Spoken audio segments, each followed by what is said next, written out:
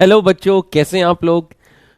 तो एक बार मैं फिर हाजिर हूं देहरादून से हमारे सफर को आगे बढ़ाने के लिए। तो बच्चों, क्लास स्टार्ट होने से पहले मस्त होके बैठना, चौड़े होके बैठना, स्ट्रेस फ्री होके बैठना, क्योंकि एक बार फिर तुम्हारे भाई की क्लास है। तो बच्चों, आज हम डीएनए फिंगरप्रिंटिंग को खत्म कर लेंगे और मंडे से हम अपनी एनसीईआरटी सीरीज स्टार्ट कर रहे हैं।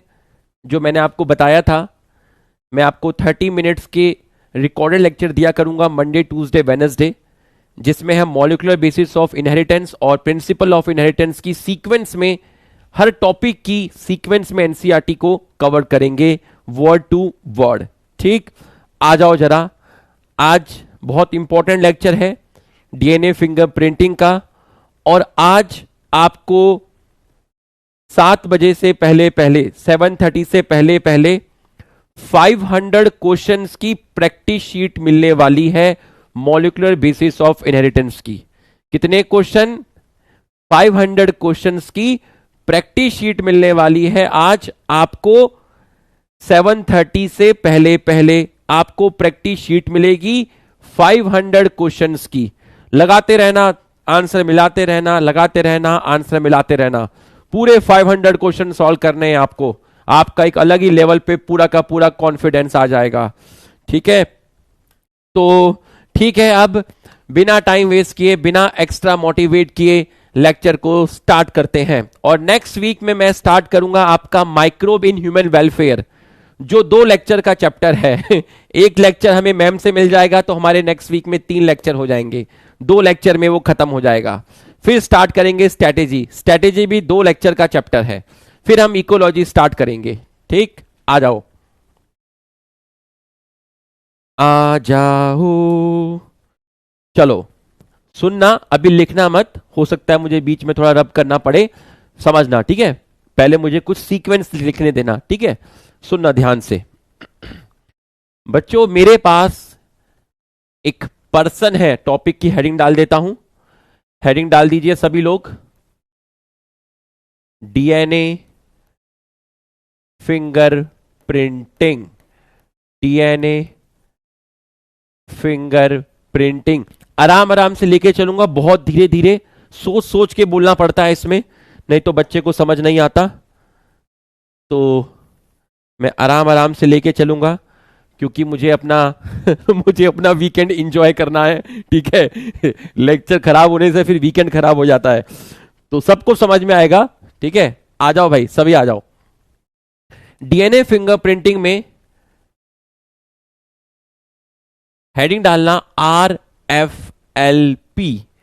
फुल फॉर्म होता है restriction fragment, restriction fragment length polymorphism. Polymorphism, इसका मतलब मैं आपको समझाऊंगा। तो आप लोग बायोटेक्नोलॉजी पढ़ चुके होंगे, उसमें एक वर्ड आता है रेस्ट्रिक्शन एंडोन्यूक्लियस। तो मैं उसके डिटेल में नहीं जाऊंगा। इको R1 साइट क्या होती है ना, GATTC सीक्वेंस कैसे कट करता है, ये सब में मैं बिल्कुल नहीं जाऊंगा। मैं सिर्फ उतना ही यहां पर यूज करूंगा जितना मेरे पॉइंट ऑफ व्यू से जरूरी है। आ जाओ, रेस्ट्रिक्शन फ्रैगमेंट लेंथ पॉलीमॉर्फिज्म। मेरे पास एक पर्सन है, पर्सन ए, पर्सन ए, और यहां पर मेरे पास एक पर्सन है, पर्सन बी।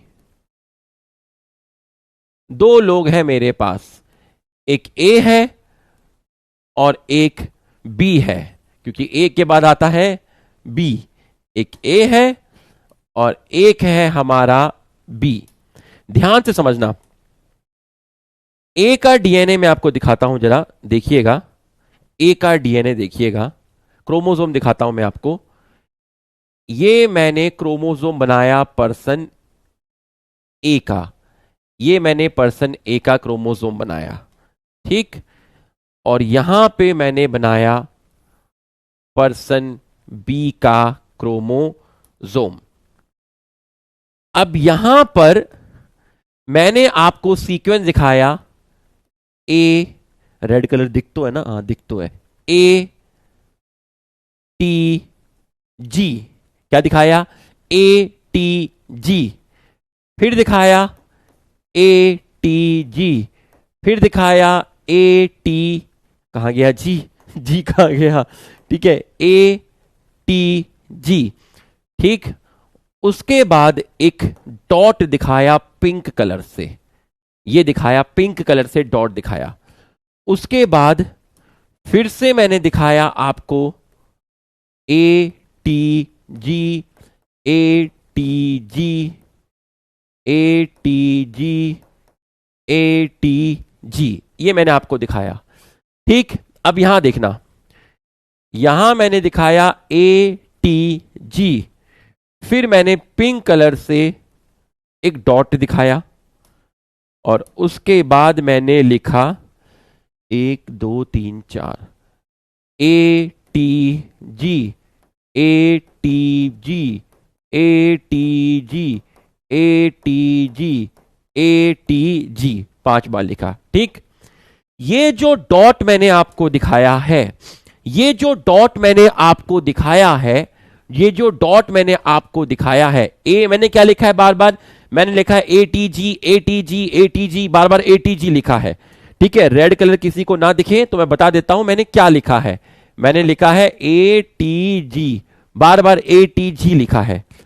अब ये जो रेड कलर से आपको दिखाया है, पिंक कलर से, ये आपकी कौन सी साइट है, ये आपकी रेस्ट्रिक्शन साइट है, ये आपकी कौन सी साइट है, रेस्ट्रिक्शन साइट है।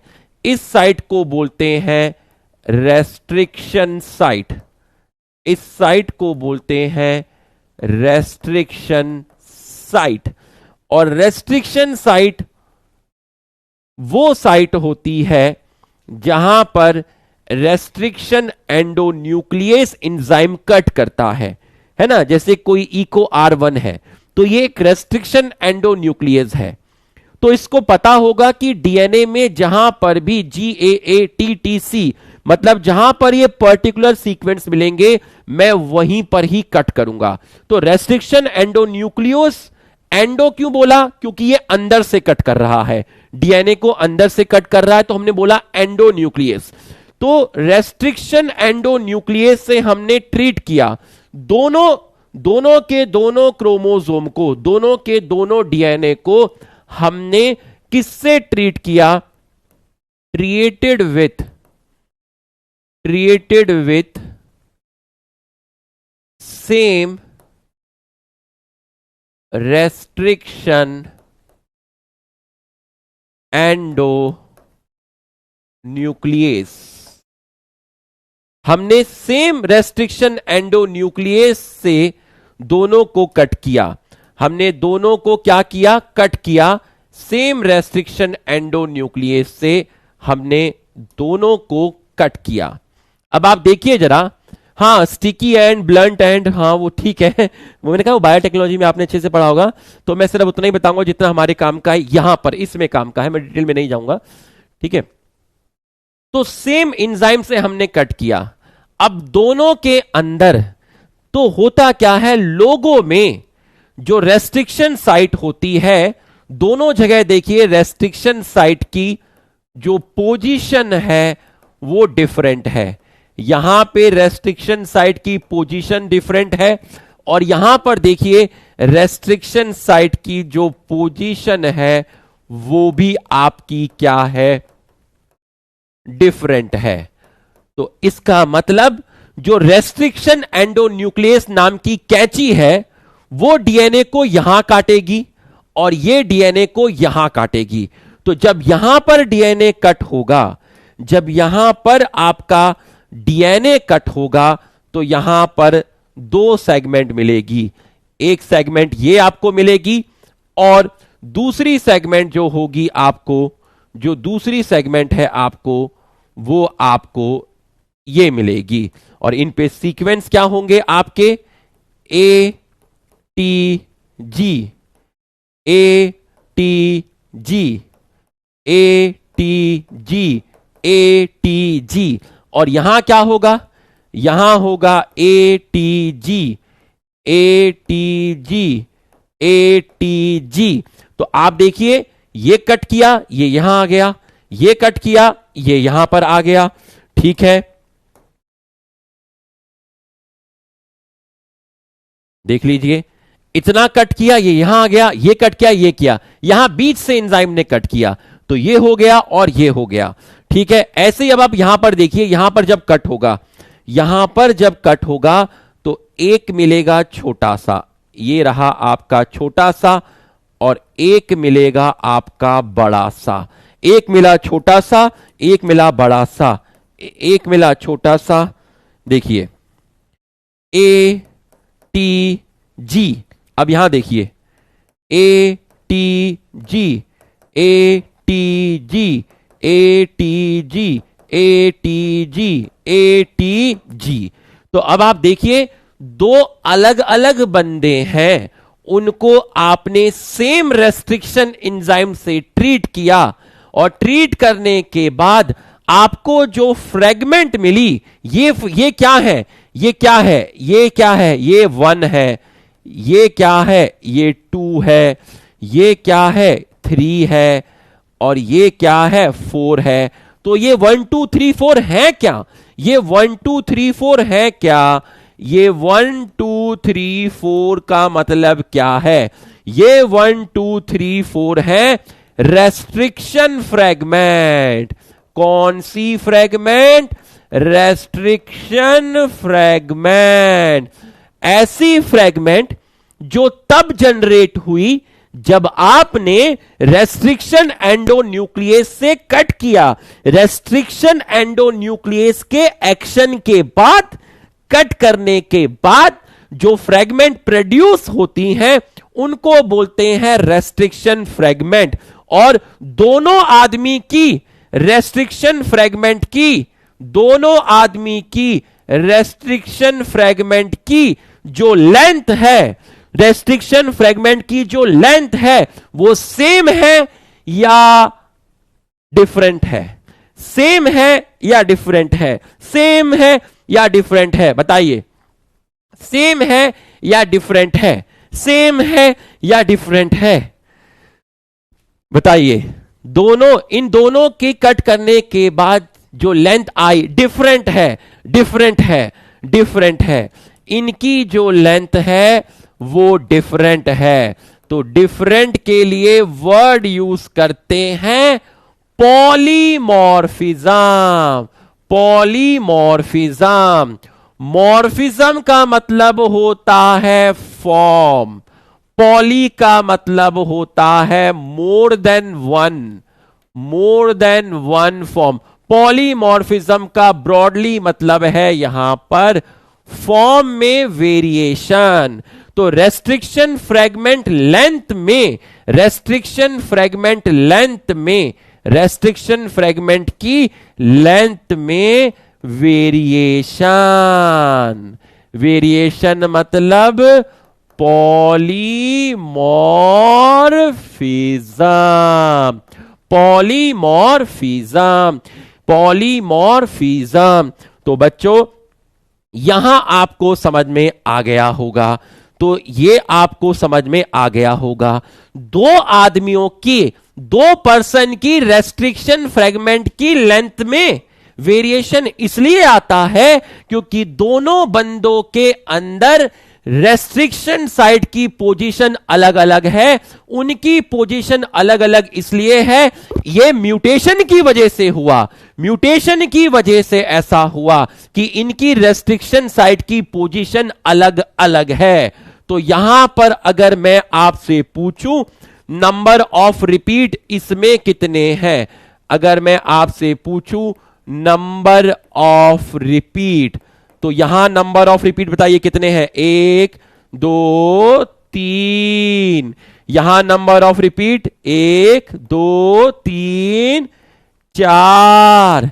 यहां नंबर ऑफ रिपीट 1, यहां नंबर ऑफ रिपीट 2 3 4 5। समझ में आया तो यस लिख, समझ में आया तो यस लिख। ये है डीएनए फिंगरप्रिंटिंग का प्रिंसिपल, इसके बेसिस पे काम होता है। देख ले, देख ले।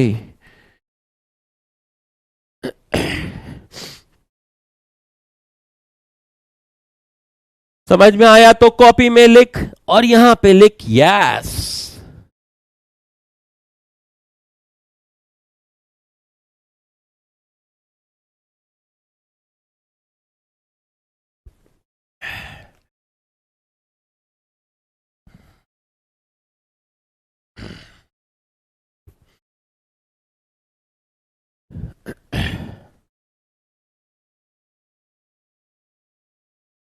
अब ये डायग्राम भी एक्सप्लेन करूंगा एनसीईआरटी का पूरा।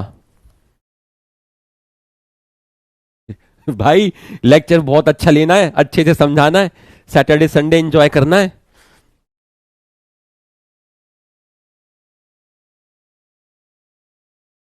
यो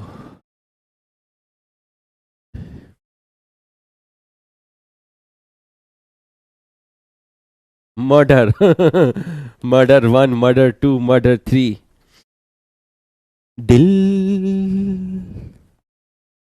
संभल जा जरा, फिर मोहब्बत करने चला है जिन राहों पे। लिख लो जल्दी से।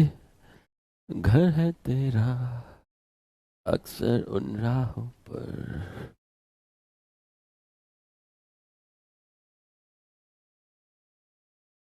डन। लिख लो जल्दी से, लिख लो जल्दी से, लिख लो जल्दी से, लिख लो।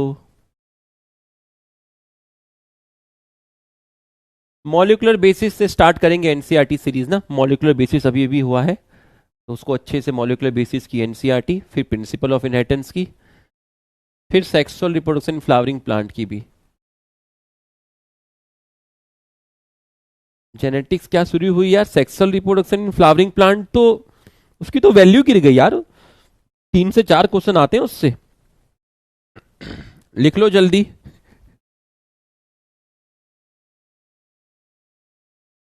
Sir please take my name. गाएंगे, गाना गाएंगे कसम शिल्पा शेट्टी की गाएंगे।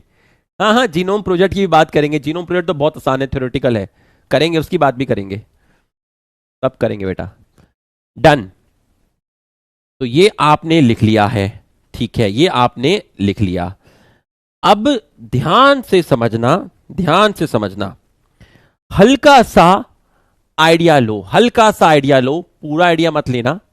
आपने पढ़ा हुआ है जेल इलेक्ट्रोफोरेसिस, ठीक है, आपने पढ़ा हुआ है, तो मैं उतना ही बताऊंगा जितना हमारी एनसीईआरटी में मेरे काम का है, मेरे पॉइंट ऑफ व्यू से, ठीक है। जेल इलेक्ट्रोफोरेसिस, तो डीएनए फिंगरप्रिंटिंग, डीएनए फिंगरप्रिंटिंग के बाद है आपका जेल इलेक्ट्रोफोरेसिस। क्या है? Gel electrophoresis. बच्चों एक ट्रे होती है, क्या होती है? ट्रे होती है। देखिए मैं ट्रे बना देता हूं, ये एक ट्रे बना दी मैंने, कास्टिंग ट्रे, प्लास्टिक की हो सकती है या ग्लास की हो सकती है, ठीक है, प्लास्टिक की हो सकती है या ग्लास की हो सकती है, ठीक है, इसको बोलते हैं ट्रे। क्या बोलते हैं? ट्रे। ये रहा आपका ट्रे, ठीक है, प्लास्टिक की हो सकती है या ग्लास की हो सकती है। मैंने क्या किया, मैंने एक बीकर लिया। क्या लिया? बीकर लिया। इस बीकर के अंदर मैंने डाल दिया आपका 1 ग्राम एग्रोस पाउडर डाल दिया। जैसे नमक होता है ना, नमक, घर में नमक रखा होता है, ऐसे ही मैंने एक छोटी सी शीशी ली, उसमें एग्रोस पाउडर था जो मैंने इसके अंदर डाल दिया, ठीक है, और इसके अंदर मैंने डाल दिया आपका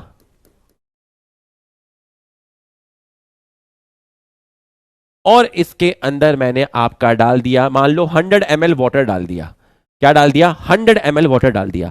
तो मैंने 1 ग्राम पाउडर लिया, और उस पाउडर का नाम है आपका एग्रोस, जिसको आप अगार अगार भी बोल सकते हैं। क्या बोल सकते हैं? अगार अगार भी बोल सकते हैं, ठीक।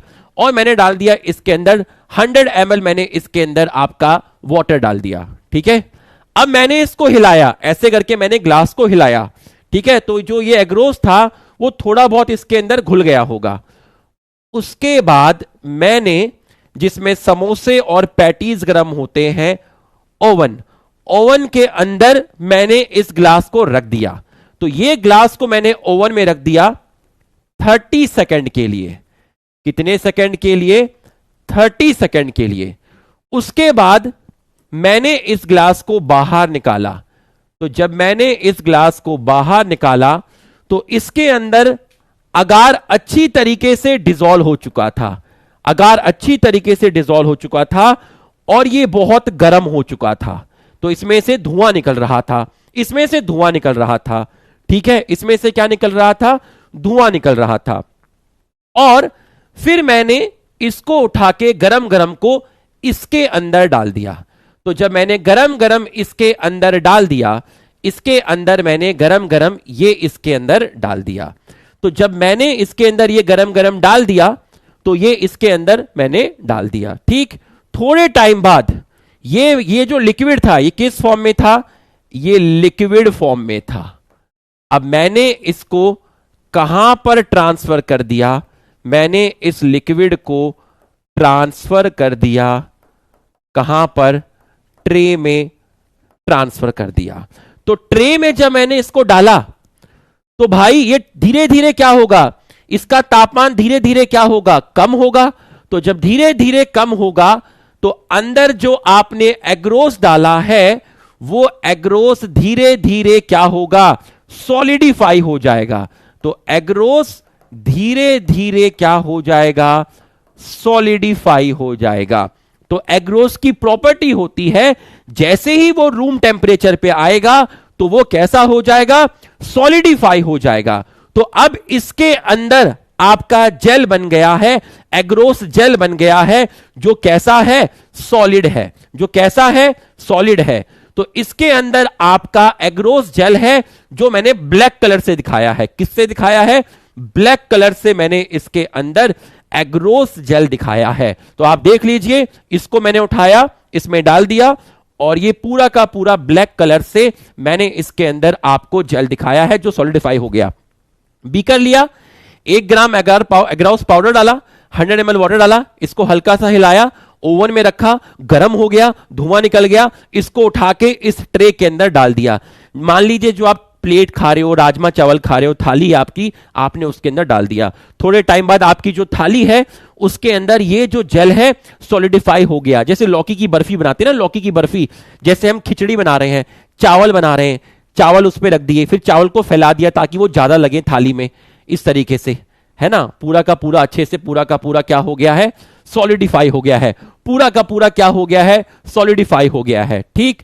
आइए, अब मैंने उसके अंदर क्या किया? मैंने उसके अंदर वेल्स क्रिएट कर लिए। ये देखिए, ये मैंने उसके अंदर, सॉलिड है तो क्या हो जाएगा? वेल्स क्रिएट हो जाएंगे। ये मैंने इसके अंदर वेल्स क्रिएट कर लिए। क्या क्रिएट कर लिए? वेल्स क्रिएट कर लिए। छेद हैं, होल हैं, ठीक है, छेद हैं, छेद हैं, होल्स हैं, जिनको मैं वेल्स बोल रहा हूं, जिनको मैं क्या बोल रहा हूं? वेल्स बोल रहा हूं। अब मुझे बताना, ध्यान से सोच के बताना, ठीक है। मेरे पास ये एक क्रोमोसोम था, ये रहा क्रोमोसोम, ठीक। और ये मेरे पास दूसरा क्रोमोसोम था, ठीक है। ये है मेरा पर्सन बी, ये है पर्सन बी और ये है पर्सन ए, ठीक। यहां पर जो सीक्वेंस है वो है, मान लो ए टी ए, और ये है मेरी रेस्ट्रिक्शन साइट ए, ठीक है, ए, और ये है ए टी ए, ठीक है। ये पर्सन ए का क्रोमोसोम नंबर 10 है, ये पर्सन बी का क्रोमोसोम नंबर 10 है। ठीक, यहां देखिए ये है A T A T A और बीच में है आपकी रेस्ट्रिक्शन साइट। उसके बाद आपका है A T A T A. ठीक है, ए टी ए। अब जब मैंने सेम रेस्ट्रिक्शन एंजाइम से ट्रीट किया, सेम रेस्ट्रिक्शन एंजाइम से मैंने जब ट्रीट किया इसको, तो मुझे 2 सेगमेंट मिले। कितने सेगमेंट मिले? 2 सेगमेंट मिले। एक सेगमेंट मुझे, 2 सेगमेंट मिले। एक सेगमेंट ये मिला मुझे और दूसरा सेगमेंट मुझे आपका ये मिला। यहां मैंने ट्रीट किया तो यहां मुझे ये मिला और मुझे यहां पर ये मिला। ठीक, तो अब मैंने यहां क्या है, ये है मेरा ए टी ए। यहां पर A T A T A. यहां है मेरा ए टी टी ए। यहां है मेरा ए टी ए। ठीक है, अब ध्यान समझना, 2 पर्सन के मुझे मिल गए हैं, क्या मिल गए हैं मुझे? रेस्ट्रिक्शन फ्रेगमेंट मिल गए हैं। क्या मिल चुके हैं मुझे? Restriction fragment. मुझे 2 लोगों के मुझे रेस्ट्रिक्शन फ्रेगमेंट मिल गए हैं। तो अब ध्यान से समझना, ये जो है, ये वाला जो है, यहां पर होगा पर्सन ए, ठीक, और यहां आएगा पर्सन बी। तो आप मुझे बताओ, मैं नंबरिंग देता हूं, 1 2 3 4। ठीक है, 1 2 3 4। ठीक है, 1 2 3 4। अब पर्सन ए की अगर मैं बात करता हूं, किसकी बात करता हूं? पर्सन ए की मैं बात करता हूं, तो पर्सन ए में जो 1 है और 2 है, ठीक ऐसे ही पर्सन बी में 1 है। पर्सन बी में क्या है? पर्सन बी में है आपका 3 और 4, जो मैंने नंबरिंग दी है। तो पर्सन ए में पर्सन ए, पर्सन बी, पर्सन ए में ये वाले फ्रेगमेंट में नंबर ऑफ रिपीट कितने हैं? बताओ, नंबर ऑफ रिपीट कितने हैं? इसमें है 1 रिपीट। इसमें कितने रिपीट हैं? इसमें है 3 रिपीट। इसमें कितने रिपीट हैं? इसमें है 2 रिपीट। इसमें कितने रिपीट हैं? इसमें कितने रिपीट हैं? इसमें कितने रिपीट है? चलो इसको मैं थोड़ा सा और वो कर देता हूं, इसको मैं ले लेता हूं, यहां पर 3 ले लेता हूं, ए टी ए। तो यहां पर भी मेरा आ गया ए टी ए। ठीक है, ए टी ए। तो अब बताओ, 4th वाले में कितने रिपीट हो गए? 4th वाले में हो गए मेरे 3 रिपीट। ठीक है, 4th वाले में हो गए मेरे 3 रिपीट। देखिए, इसके अंदर ये 2 फ्रेगमेंट मिली, इसके अंदर रिपीट कितना है? 1। 2 में रिपीट कितना है? 3। 3 वाले में रिपीट कितना है पर्सन बी का? 2। और 4th वाले में कितना रिपीट है? 3। अब मैंने क्या किया, इस डीएनए को जेल में डाला। तो बच्चों, इसमें इसका साइज स्मॉल है क्योंकि एक ही रिपीट है, स्मॉल साइज। इसका साइज लार्ज है क्योंकि इसके अंदर 3 रिपीट है। इसका साइज स्मॉल है, इसका साइज जो है वो स्मॉल है, और इसका साइज जो है वो लार्ज है। तो बच्चों, जब आपने जेल में लोड किया पर्सन ए के लिए, जब पर्सन ए के लिए लोड किया, तो आपको ये वाला 1 वाला फ्रेगमेंट जिसका साइज छोटा है वो आपको सबसे ज्यादा आगे मिलेगा। तो आपको यहां पर एक बैंड मिला। क्या मिला? एक बैंड मिला। ये आपको यहां पर एक बैंड मिला पर्सन ए का, और जो दूसरा बैंड है आपको जिसमें 3 था तो उसका साइज बड़ा था, तो वो जेल में थोड़ा धीरे मूव करेगा। बच्चों, जिसका साइज बड़ा है वो धीरे धीरे दौड़ेगा, जिसका साइज छोटा है वो तेज दौड़ेगा। तो जब आप जेल में आपने इन दोनों फ्रेगमेंट को डाला, इसको भी डाला और इसको भी डाला, तो बच्चों डीएनए पे कौन सा चार्ज होता है? डीएनए पे नेगेटिव चार्ज होता है। तो डीएनए किसकी तरफ मूव करेगा? डीएनए मूव करेगा किसकी तरफ? एनोड की तरफ मूव करेगा। तो डीएनए में कौन सा चार्ज है? नेगेटिव चार्ज है। डीएनए में कौन सा चार्ज है? नेगेटिव चार्ज है। तो डीएनए किसकी तरफ मूव करेगा? डीएनए एनोड की तरफ मूव करेगा। इसको मैंने उठा के यहां डाल दिया, ठीक है। तो अब आप ध्यान से समझना, पूरा का पूरा फोकस करना। तो इसको उठा के मैंने यहां डाल दिया, इसको उठा के भी मैंने यहां डाल दिया। इस वाले डीएनए का साइज छोटा है तो इसकी स्पीड ज्यादा होगी, इसका साइज बड़ा है तो इसकी स्पीड कम होगी। तो ये आपका कौन सा वाला है? ये 1 वाला है। ये कौन सा है? 2 वाला है। इसमें नंबर ऑफ रिपीट कितने थे? यहां नंबर ऑफ रिपीट 1 थे, और यहां पर आपके नंबर ऑफ रिपीट कितने थे? यहां नंबर ऑफ रिपीट आपके 3 थे, ठीक है। अब जरा इसको डालिए, इसको डालिए।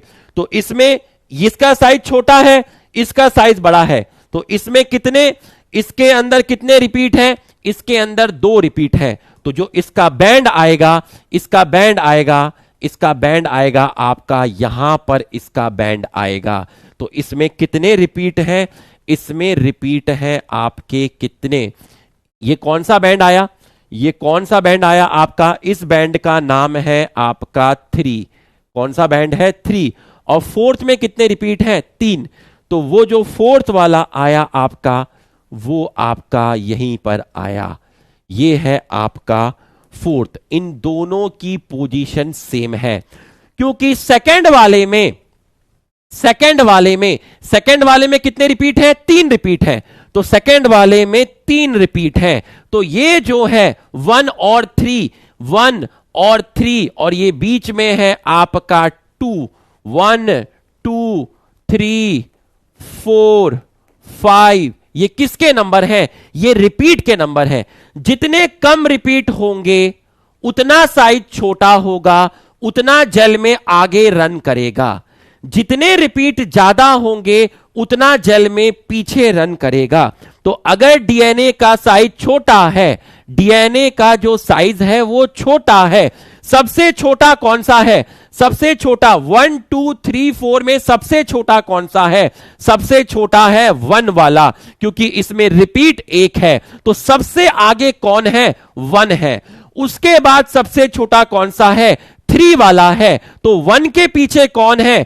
3 है। और उसके बाद 2 और 4 का साइज सेम है, क्योंकि दोनों में 3 रिपीट हैं। तो 2 और 4 की पोजीशन सेम आई। तो 2 और 4 में रिपीट कितने हैं? 3। थर्ड वाले में रिपीट कितने हैं? 2।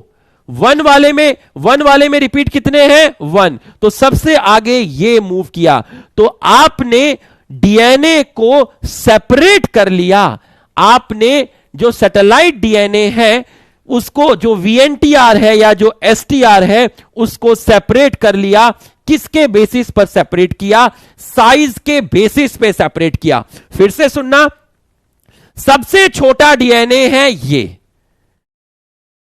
उससे थोड़ा बड़ा है आपका ये, और इन दोनों की लेंथ बराबर है क्योंकि इन दोनों में रिपीट बराबर है। तो सबसे छोटा साइज इसका है क्योंकि इसमें रिपीट सबसे कम है। तो जब आपने यहां लोड किया तो सबसे तेज कौन भागा? जो सबसे हल्का था। तो सबसे हल्का था फर्स्ट नंबर का। ये देखिए फर्स्ट नंबर का डीएनए यहां आया, और इसमें रिपीट कितने हैं? इसमें रिपीट है 1। उसके बाद इससे हल्का है ये वाला पर्सन बी। तो देखिए पर्सन बी थर्ड नंबर का, यहां पर आया, और इसमें रिपीट कितने हैं? 2। ये देखिए, इसके सामने देखिए 2, रिपीट कितने हैं? 2। तो ये जो लिखे हैं मैंने, ये रिपीट का नंबर लिखा है। तो ये जो मैंने लेफ्ट साइड में लिखा है बच्चों, लेफ्ट साइड में जो मैंने लिखा है, ये किसका नंबर लिखा है? रिपीट का नंबर लिखा है। पर्सन ए में इसमें कितने रिपीट हैं? इसमें 3 रिपीट हैं। तो 2 नंबर वाले में 3 रिपीट है, तो 3 रिपीट के सामने 2 नंबर का आया। इसमें कितने रिपीट हैं? 3 रिपीट है, तो भैया 3 रिपीट है, तो चौथा वही भी 3 के सामने आया। तो आप इस तरीके से सेपरेट कर रहे हो। ये समझ में आया तो यस लिखो, ये समझ में आया तो यस लिखो, फटाफट यस लिखो। फिर वो एनसीईआरटी का डायग्राम देखते हैं। समझ में आया तो यस लिखो।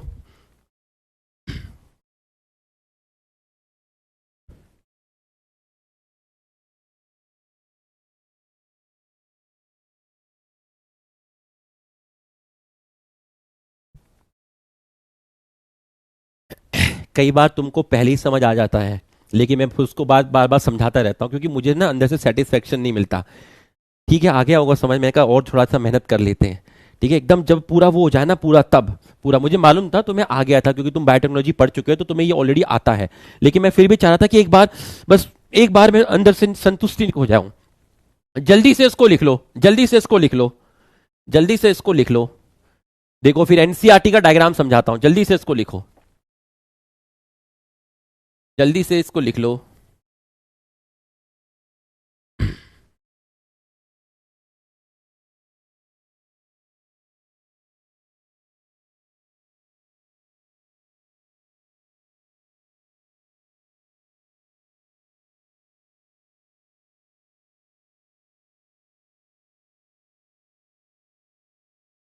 तो 2 लोगों की रेस्ट्रिक्शन फ्रेगमेंट की लेंथ में वेरिएशन होता है। आप कैसे पता लगाओगे? आप जेल इलेक्ट्रोफोर्सेस के से पता लगाओगे, जेल इलेक्ट्रोफोर्सेस से पता लगाओगे।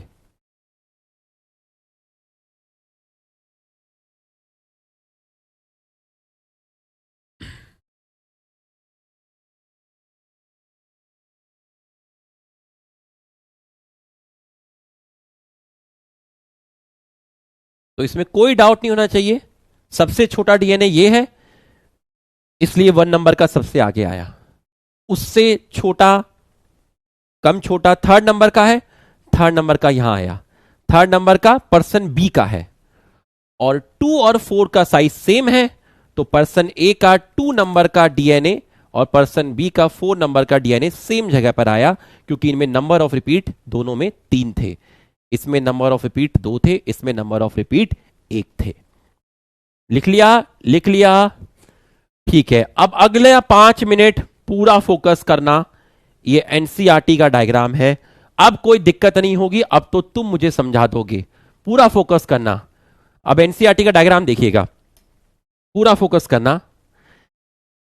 हां, 1 का मतलब है, देखिएगा ध्यान से देखिएगा, कैसे दिखाएं। हां, ये है आपका, ये है आपका, क्या है आपका? इंडिविजुअल ए। ठीक है, और ये है आपका इंडिविजुअल बी। तो ध्यान से समझिएगा, 1 का मतलब है पैटर्नल क्रोमोसोम और 2 का मतलब है मैटरनल क्रोमोसोम। हर जगह, हर जगह ये देखिए, 1 का मतलब है पापा का क्रोमोसोम, 2 का मतलब है मम्मी का क्रोमोसोम। 1 का मतलब पापा का, 2 का मतलब मम्मी का। 1 का मतलब पापा का, 2 का मतलब मम्मी का। 1 का मतलब पापा का, 2 का मम्मी का। 1 पापा का, 2 मम्मी का।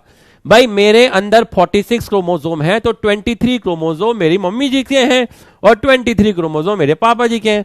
तो भैया इस तरीके से 1 2 1 2 1 2, तो ये एक पर्सन है, इसका नाम है इंडिविजुअल ए। ये है पर्सन जिसका नाम है ए, और ये है पर्सन जिसका नाम है बी। ठीक है, ए और बी। ठीक है, ए और बी। तो बच्चों कहीं पर हुआ है क्राइम, मर्डर हुआ है, मर्डर, मर्डर किया है मैंने, मर्डर। ध्यान से समझना। ठीक है, कहीं पर क्राइम हुआ, क्या हुआ? क्राइम हुआ, मर्डर हुआ है कहीं पर। ठीक है, तो जहां मर्डर हुआ है वहां पर एसीपी प्रद्युमन साहब की टीम पहुंची, और वहां पर एक बाल मिला। क्या मिला? बाल मिला। इसका मतलब अगर आप डीएनए फिंगरप्रिंटिंग कर रहे हैं तो डीएनए का जो सोर्स है आपका हेयर हो सकता है। ठीक है, ठीक है। आप ब्लड में से निकाल सकते हैं, ब्लड में आपका डब्ल्यूबीसी हो गया, या फिर ये बकल कैविटी से ये अंदर जो सलाइवा है आपका, यहां से भी आप डीएनए निकाल सकते हैं। ठीक है, या फिर वहां पर स्पर्म वगैरह हो। ठीक है, ये सब डीएनए के क्या है? सोर्स हैं। तो और भी हो सकते हैं। तो मान लीजिए वहां पर बाल आपका मिला है। ठीक है, बाल आपका मिला है, और भी बहुत सारे सोर्स हैं। ठीक है, तो अगर मैं आपको बोलता हूं वहां पर बाल मिला, बाल को एसीपी प्रद्युम्न साहब डॉक्टर सारुके की लैब में लेकर आए। अब लोग ये कह रहे हैं कि जिसका ये बाल है उसी ने मर्डर किया है, जिसका ये बाल है उसी ने क्या किया है? मर्डर किया है।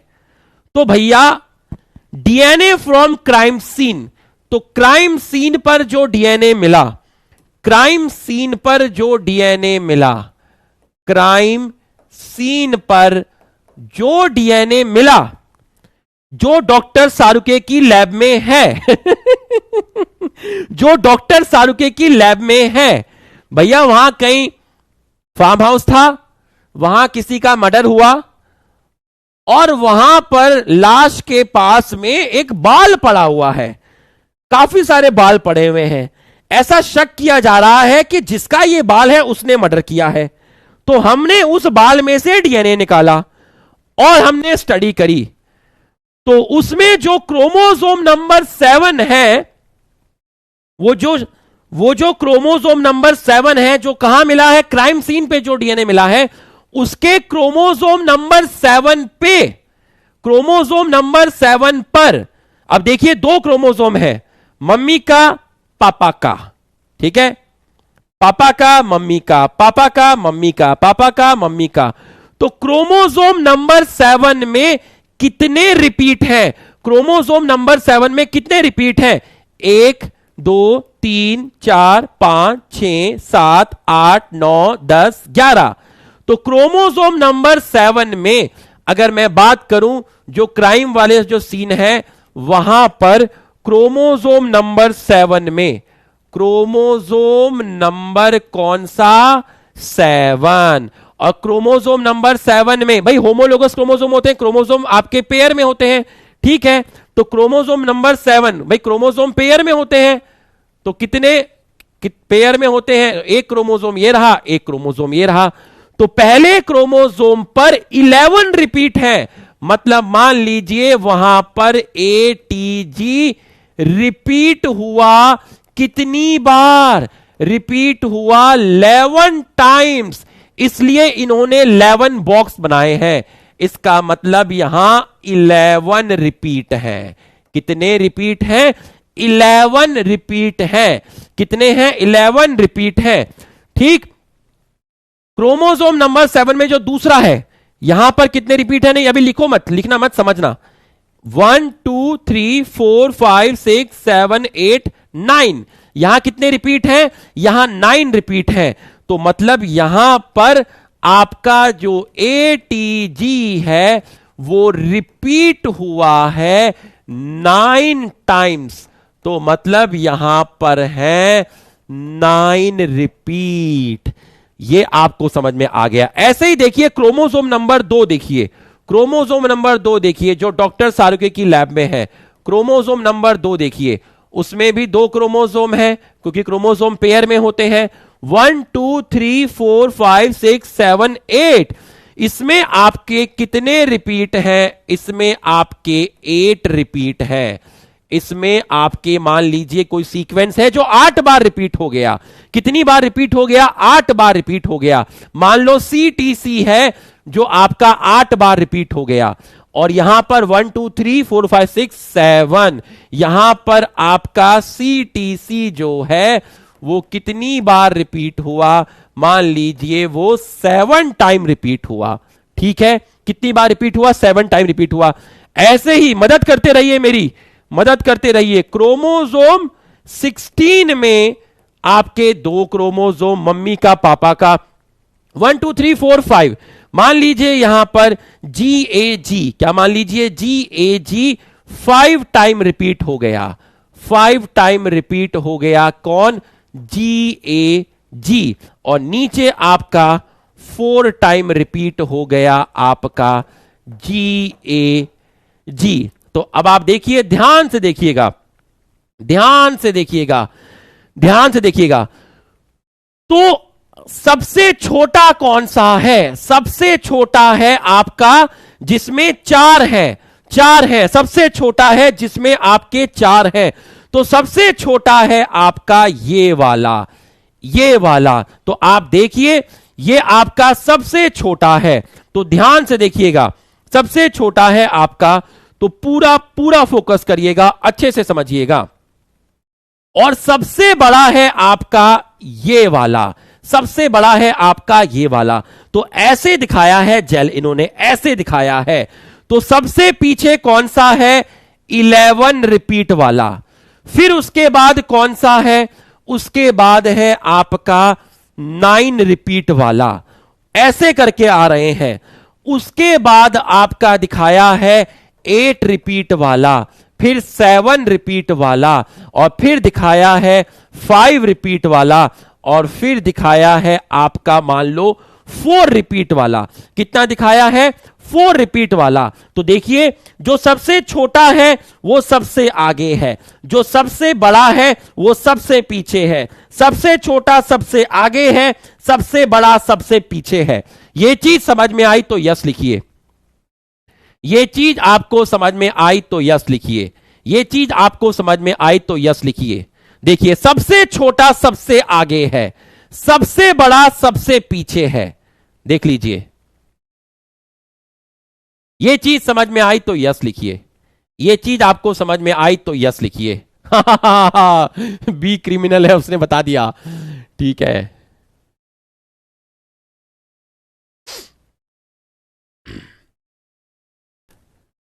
अब जरा ये ए और ये है आपका बी, ये है आपका ए, ये है आपका बी। अब जरा रिपीट काउंट कर लीजिए, रिपीट काउंट करते हैं। इसमें कितने रिपीट हैं, इसमें 3 रिपीट है, यहां 4 रिपीट है, यहां पर आप के कितने रिपीट है, 1 2 3 4 5 6 7 8, यहां 8 रिपीट है।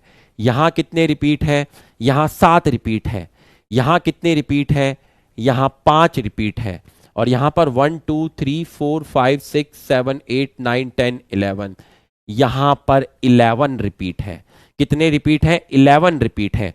अब जरा यहां पर देखिए, इसके क्रोमोसोम नंबर 16 में यहां पर कितने रिपीट है, 5 रिपीट है। यहां कितने रिपीट है, 4 रिपीट है। 5 4 5 4 5 4 3 4, और यहां कितने हैं, 8। यहां कितने हैं, 7। यहां पर 1 2 3 4 5 6 7 8 9 10 11, कितने हैं, 11।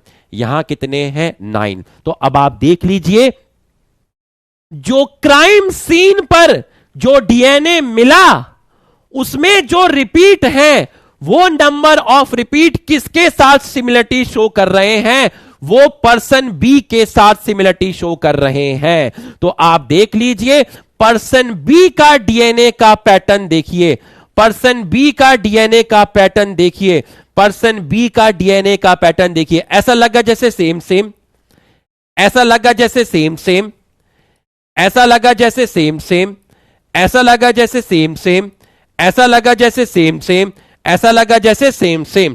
तो भैया खूनी कौन है, खूनी है आपका बी, खूनी है आपका बी। समझ में आया? अगर बिल्कुल एकदम रूह में उतर गया तो तभी यस लिखना, और नहीं उतरा तब भी लिख दो यार। नहीं नहीं, रूह में उतर गया तो यस लिख दो।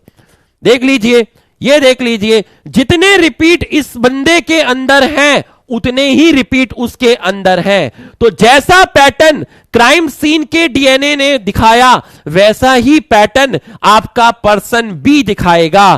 तो इन दोनों के जो बैंड हैं सेम पोजीशन पर हैं, दोनों के बैंड सेम पोजीशन पर हैं, क्योंकि दोनों में नंबर ऑफ रिपीट सेम है, क्योंकि दोनों का साइज सेम है।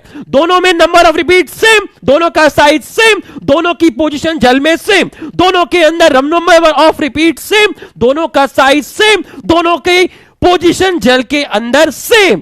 तो तू ही है, तू ही है, तूने ही मारा है, कबूल कर ले, तूने ही मारा है, तू ही है खूनी। ये है पर्सन बी जो खूनी है, ये है पर्सन बी जो है आपका खूनी है। ये हमने जेल इलेक्ट्रोफोरेसिस किया है, जेल इलेक्ट्रोफोरेसिस हमने किया है, ये हमने किया है जेल इलेक्ट्रोफोरेसिस। तो बच्चों काफी सारा आपको आइडिया दे दिया, अब कोई दिक्कत नहीं है, अब सिर्फ औपचारिकता रह गई है। आ जाओ जरा, अब फटाफट देखिएगा, एकदम क्लियर हो गया होगा पूरा का पूरा। अब मैं आपको स्टेप पढ़ा देता हूं, स्टेप।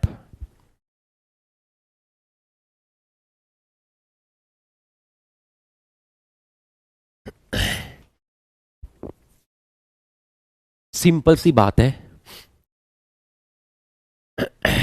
क्राइम सीन पे जो डीएनए मिला उसमें क्रोमोसोम निकालो, उन क्रोमोसोम को जेल पे रन कराओ, तो उन क्रोमोसोम में कोई पर्टिकुलर नंबर ऑफ रिपीट होंगे, उस बेसिस पर वो जेल पर सेपरेट हो जाएंगे। दो सस्पेक्ट हैं ए और बी, इनका भी रन करा लो, तो भैया जिसने खून किया होगा इसका मतलब वो बाल उसी का ही है, मतलब वो बाल इस बी बंदे का है, तो भाई दोनों के अंदर वही तो आएगा। मेरा बाल कहीं पर फार्म हाउस में पड़ा है, उससे किसी ने छुप के डीएनए की स्टडी करी, और एक मेरे घर में आए और मेरा बाल लेके चले गए, डीएनए की स्टडी करी, भाई दोनों का पैटर्न तो सेम ही होगा ना। ऐसे थोड़ी ना होगा वहां छुप के उठाया यहां मांग के उठाया तो पैटर्न अलग अलग हो जाएगा, पैटर्न तो सेम ही होगा ना। तो एक सिंपल सी चीज है, तो इसको लिखने की जरूरत नहीं है। देखिए कुछ चीजें अंडरस्टैंडिंग होती है थोड़ा सा ना, मतलब आप चाहो तो इसको लिख सकते हैं, वैसे अंडरस्टूड है। अगर आपको समझ में आ गया है तो आपको इसको लिखने की जरूरत नहीं है, आप इसको समझ सकते हैं, देखकर समझ सकते हैं, है ना। अगर आपको समझ में आ गया तो आप इसको लिखिए मत, है ना, ये आपको समझ में आ गया होगा, है ना। चलो अब आओ, फिर भी कोई लिखना चाहता है तो मैं उसको 2 मिनट दे देता हूं, वो लिख लीजिए, है ना। कोई अगर लिखना चाहता है छोटा भाई बहन तो लिख लीजिए। क्रोमोसोम नंबर 7 में ये क्राइम सीन पर जो डीएनए मिला था, क्राइम सीन पर जो डीएनए मिला था, ये क्रोमोसोम 7, 2 और 16 उसका पैटर्न है, ये लिखा हुआ है। फिर ये जेल में मैंने आपको बता दिया।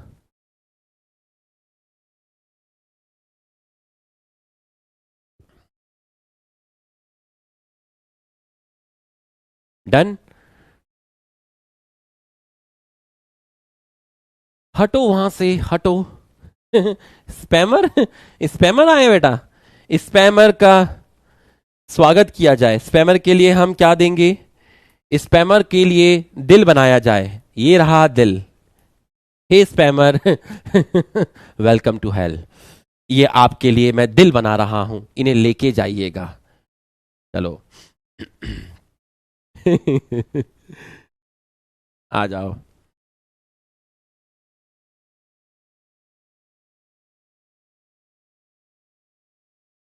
तो अब हम आगे बढ़ते हैं, अब कोई दिक्कत नहीं है, अब रिलैक्स हो जाओ, relax, relax boys, relax, relax girls. अब आपका मेथड है, डालो हेडिंग सब लोग, method, technique, method of DNA DNA fingerprinting, fingerprinting.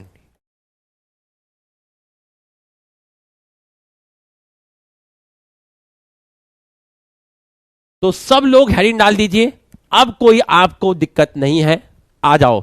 सबसे पहला स्टेप आपने क्या किया, आपने किया डीएनए आइसोलेशन।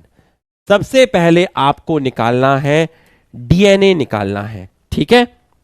आपको क्या निकालना है? डीएनए। मान लीजिए कहीं पर क्राइम हुआ है, कहीं पर क्या हुआ है? कहीं पर आपका क्राइम हुआ है, ठीक।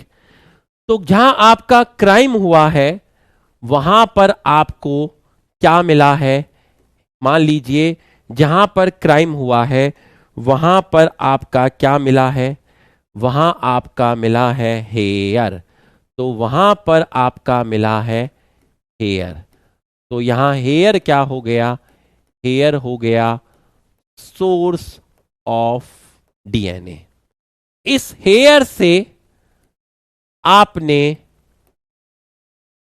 डीएनए को आइसोलेट किया। क्या किया? डीएनए को आइसोलेट किया। अब आपने डीएनए को आइसोलेट कर लिया, ठीक है, बट आपको यह पता चला कि उस हेयर में जो डीएनए आपने निकाला है उस डीएनए का जो अमाउंट है वो वेरी लेस है। Amount is very less. तो आपने इस डीएनए का पीसीआर कर दिया। क्या कर दिया? पीसीआर।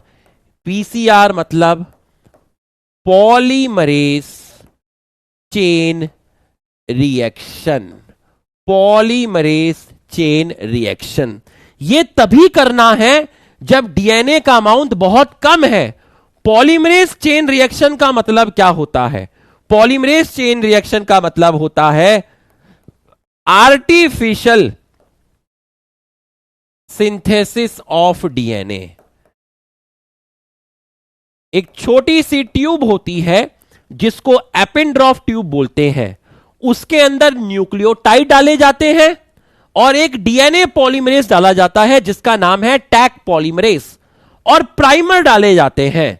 तो जो काम हमारे शरीर में हो रहा है, जो मैंने आपको डीएनए रेप्लिकेशन पढ़ाया, वो आर्टिफिशियल नहीं था, वो तो हमारे शरीर में होता है, नेचुरली होता है। वही काम अगर आपको अपने शरीर के बाहर करना है, एक छोटी ट्यूब में करना है, मतलब आपको डीएनए रेप्लिकेशन आर्टिफिशियली करना है, तो उसको बोलते हैं पॉलीमरेज चेन रिएक्शन। तो इसके भाई डीएनए रेप्लिकेशन के लिए क्या चाहिए? न्यूक्लियोटाइड चाहिए, बाहर से डाल दो। क्या चाहिए? प्राइमर चाहिए, बाहर से डाल दो। क्या चाहिए? डीएनए पॉलीमरेज चाहिए, तो उसमें जो टैग पॉलीमरेज डालते हैं वो डीएनए पॉलीमरेज है। तो आपने डीएनए के अमाउंट को बड़ा कर लिया, एम्प्लीफाई कर लिया। तो अब डीएनए का जो अमाउंट है, अब डीएनए का जो अमाउंट है वो आपका हो गया है ज्यादा, और यहां पर अमाउंट था आपका कम। तो पीसीआर डीएनए फिंगरप्रिंटिंग का मैंडेटरी स्टेप नहीं है। पीसीआर तभी लगाया जाता है जब डीएनए का अमाउंट कम है। अगर डीएनए का अमाउंट सफिशिएंट है तो पीसीआर लगाने की जरूरत नहीं है। पीसीआर लगाने की जरूरत नहीं है। तो डीएनए को आइसोलेट किया। मान लीजिए वहां क्राइम सीन पे हेयर मिला, वहां से डीएनए निकाला और डीएनए का अमाउंट बहुत कम था, तो हमने पीसीआर लगाकर हमने डीएनए के अमाउंट को एम्प्लीफाई कर लिया। अब डीएनए का अमाउंट मेरे पास हो गया ज्यादा। तो ये कौन सा स्टेप हो गया? ये आपका हो गया डीएनए आइसोलेशन। अब हमने यहां पर दूसरा स्टेप जो किया वो हमने किया restriction endonuclease digestion. Restriction endonuclease digestion. तो मान लीजिए रेस्ट्रिक्शन एंडोन्यूक्लियस डाइजेशन आपने किया, ठीक है, रेस्ट्रिक्शन एंडोन्यूक्लियस डाइजेशन आपने किया, इसका रेस्ट्रिक्शन एंडोन्यूक्लियस डाइजेशन आपने किया जो आपको वहां पर क्राइम सीन पे मिला। मैं कोई एक क्रोमोसोम ले लेता हूं, ठीक है, मैंने ले लिया क्रोमोसोम नंबर 6 ले लिया, किसी एक को ले लेता हूं। आप सभी क्रोमोसोम के लिए करते हो, जब आप करते हो सभी क्रोमोसोम के लिए करते हो। मैंने एक ले लिया क्रोमोसोम नंबर 6, और क्रोमोसोम नंबर 6 पर जो मुझे पैटर्न दिखा, क्रोमोसोम नंबर 6 पर जो मुझे पैटर्न दिखा, ये ले लिया मैंने क्रोमोसोम नंबर 6। ठीक, क्रोमोसोम नंबर 6 पर जो मुझे पैटर्न दिखा वो मुझे दिखा ए टी टी। ठीक, ए टी टी, और बीच में मुझे दिखी रेस्ट्रिक्शन साइट। क्या दिखी? Restriction site. और फिर मुझे मिला ए टी टी। ठीक है, ए टी टी। तो ये मुझे पैटर्न मिला। ठीक है, किससे मिला? क्रोमोसोम नंबर 6 पर। ऐसे डिफरेंट क्रोमोसोम है शरीर में, सब में कोई ना कोई पैटर्न मिलेगा। जब आपने इसका रेस्ट्रिक्शन डाइजेशन किया, जब आपने इसका रेस्ट्रिक्शन डाइजेशन किया तो आपको 2 फ्रेगमेंट मिल गई। कितनी फ्रेगमेंट मिल गई? 2 फ्रेगमेंट मिल गई। एक फ्रेगमेंट आपको मिल गई ए टी टी और दूसरी आपको मिल गई ए टी टी, और यहां मुझे मिली ए टी टी। ये मुझे यहां पर मिल गया। ठीक है, ये किसका है? ये वो डीएनए है जो मुझे कहां मिला है? क्राइम सीन पर मिला है। लेकिन मुझे अब शक भी तो होगा। बिल्कुल होगा। तो मुझे 2 लोगों पे शक है। शक वाले को क्या बोलते हैं? शक्की, सस्पेक्ट बोलते हैं, सस्पेक्ट। मुझे 2 लोगों पे शक है। ठीक है, 2 लोगों पे शक है। एक मैंने ले लिया सस्पेक्ट ए और एक मैंने ले लिया सस्पेक्ट बी। 2 मैंने ले लिए, एक मैंने लिया सस्पेक्ट ए और एक मैंने लिया सस्पेक्ट बी। ठीक है, अब सस्पेक्ट जो बी है आपका, जो सस्पेक्ट बी है उसका पैटर्न है आपका ये जो आपको दिख रहा है। ठीक, सस्पेक्ट बी का। और जो सस्पेक्ट ए है, जो आपका सस्पेक्ट ए है, उसका पैटर्न भी मैं आपको दिखा देता हूं रेस्ट्रिक्शन डाइजेशन करवाने के बाद। तो सस्पेक्ट ए का पैटर्न हम लोग देखेंगे, ध्यान से देखिएगा। सस्पेक्ट ए का पैटर्न हम लोग देखने वाले हैं। तो सस्पेक्ट ए का जब हम पैटर्न देखेंगे तो हमने यहां पर देखा आपका ए टी टी। ठीक है, ए टी टी और ए टी टी, और यहां पर है आपका साइट। यहां पर क्या है? साइट। तो यहां से जो मुझे मिला वो मुझे मिला आपका A T T, A T T. तो 2 लोगों पे शक है, एक है सस्पेक्ट ए और एक है सस्पेक्ट बी। ये वो है जो क्राइम सीन से मिला है। इसकी मैचिंग मुझे इनके साथ करवानी है। सस्पेक्ट ए या फिर सस्पेक्ट बी, किसने मर्डर किया है, इनके साथ मुझे मैचिंग करवानी है। यहां इसको लिख लीजिए, फटाफट लिख लीजिए, बस 15 मिनट में खत्म हो जाएगा। 15 मिनट में हो जाएगा। B is murderer. B is murderer. बच्चों एक्चुअल में क्या है, ये तो मैं अभी आपको पहले लिख रहा हूं ताकि आपको समझ में आ जाए, है ना। तो जब डीएनए जेल में होगा तो आप जेल में डीएनए के अंदर क्या सीक्वेंस है आप पढ़ थोड़ी ना पाओगे। पढ़ पाओगे? नहीं पढ़ पाओगे। आप साइज के बाद साइज तो देख लोगे, है ना, साइज तो आप देख लोगे। लिख लीजिए इसको, फटाफट देख लीजिए, लिख लीजिए।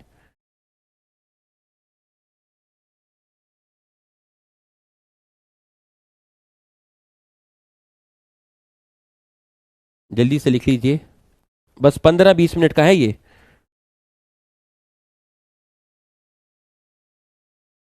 यार एक बार लिख दो, समझ आ रहा ना सभी को? एक बार यस लिख दो यार, सभी को समझ में आ रहा है तो, क्योंकि मुझे वीकेंड खराब नहीं करना यार, है ना। मैं पूरी मेहनत से कर रहा हूं। मैं चाहता तो इसको और पहले भी खत्म कर सकता था, कल भी खत्म कर सकता था, लेकिन आज की क्लास के बाद तो मजे ही मजे हैं भाई। सभी को समझ में आ रहा है ना? मतलब कोई नाराजगी तो नहीं है ना मेरे छोटे भाई बहनों? पूरा अच्छे से पढ़ाया है। अब तुम्हारे लिए एनसीईआरटी की रिवीजन सीरीज भी लेकर आ रहा हूं ताकि दोबारा से तुम्हें ये दोनों चैप्टर पढ़ा सकूं। एनसीईआरटी से पूरा का पूरा पढ़ाऊंगा, फिर से पढ़ाऊंगा, ये मान के पढ़ाऊंगा कि फिर से दोनों चैप्टर स्टार्ट हो रहे हैं। ठीक है, जिसको बोर्ड के लिए पढ़ना है बोर्ड के लिए आ जाना, जिसको नीट के लिए पढ़ना है नीट के लिए आ जाना, पूरा बताऊंगा उसके अंदर, है ना। ठीक है, आ रहा है, समझ में आ रहा है, मतलब मैं अपना वीकेंड एंजॉय करूंगा यश के साथ। ठीक है, चलो भाई ये आ गया समझ में। ठीक है भाई, तुम्हारी रफ्तार बता रही है, तुम्हें समझ में आ रहा है। ठीक है भाई, डिफिकल्ट लग रहा, बट ये है, this is one of the difficult topic. दो टॉपिक हैं जो थोड़े से डिफिकल्ट होते हैं, एक पेडिग्री होता है, एक ये होता है डिफिकल्ट। ये नहीं कि मतलब ऑनलाइन में समझाना थोड़ा सा डिफिकल्ट होता है, लेकिन अब तो फिर बल्ले बल्ले बाकी सब थल्ले थल्ले। चलो जल्दी से लिख लो, जल्दी से लिख लो।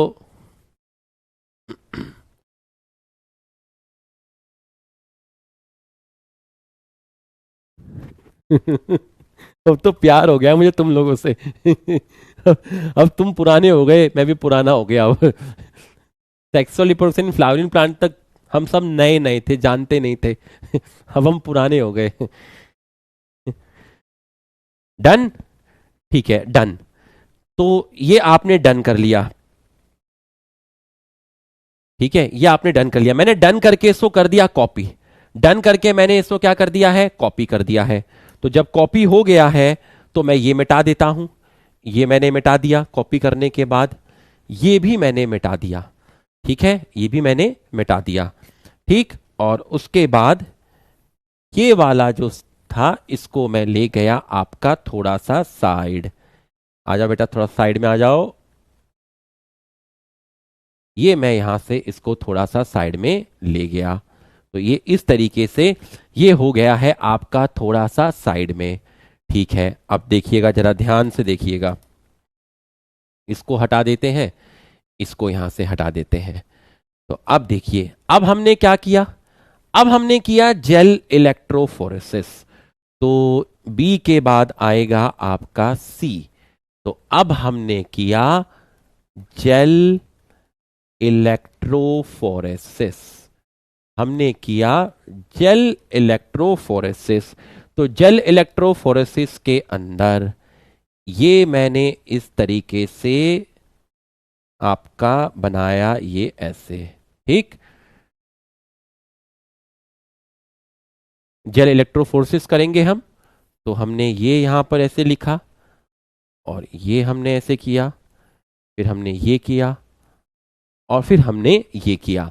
अब जेल इलेक्ट्रोफोरेसिस देखिएगा, ठीक है, यहां है आपका ए पर्सन, ये है आपका बी पर्सन, ठीक है, और ये है आपका क्राइम, क्राइम पर जो आपको मिला, ठीक है, क्राइम पर आपको जो मिला। और यहां पर मैं मार्क कर देता हूं, यहां पे मैं मार्क कर देता हूं 1 1 2, ठीक है, सस्पेक्ट ए के अंदर आपके ये थे। ठीक है, तो अब आप देखिएगा, ध्यान से देखिएगा, पूरा का पूरा ध्यान से देखिएगा, अच्छे से देखिएगा। तो हम एक काम करते हैं, हम एक काम करते हैं, हम एक काम करते हैं, यहां पर इसको यहां से हटाते हैं, इसको भी यहां से हटाते हैं, ये हमने किया, और यहां पे हमने इसको पूरे को हटाया, ऐसे किया, और ये ले लेते हैं, ये हमने ले लिया, ठीक है, ये हमने ले लिया। अब देखो, यहां पे मैंने लिखा आपका यहां मैंने आपका लिखा क्राइम, ठीक, यहां मैंने लिखा ए पर्सन, ए पर्सन, दो बार मैंने ए लिखा, और दो बार मैंने क्या लिखा, बी लिखा।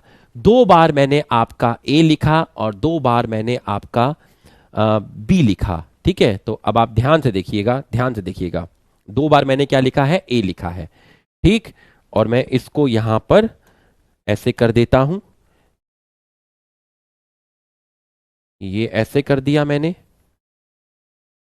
ये ऐसे कर दिया, ये कर दिया हमने, और ये कर दिया, ठीक।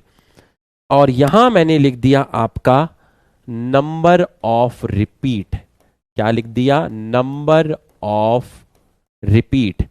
तो यहां पर अगर होगा तो एक रिपीट, यहां होगा बैंड 2 रिपीट, यहां होगा 3 रिपीट, यहां होगा 4 रिपीट, ठीक है। अब जब हमने जेल में रन कराया, ये है आपका क्राइम वाला, ठीक है, क्राइम वाला। तो देखिए एक बैंड आपका क्राइम वाला जो बैंड है वो आपका यहां पर आया, यहां पर आपका एक बैंड आ गया, ठीक है, ये आपका बैंड आ गया क्राइम वाला बैंड। नंबर ऑफ रिपीट कितने हैं यहां पर? एक रिपीट है। यहां कितने रिपीट है? दो रिपीट है। तो एक बैंड आपका यहां आ गया। तो यहां रिपीट कितने हैं आपके? दो हैं। अब सस्पेक्ट ए देखिए, सस्पेक्ट ए आप देखिए, यहां पर देखिए ये वाला मैंने यहां पे लोड करवाया, तो ये देखिए ये आया।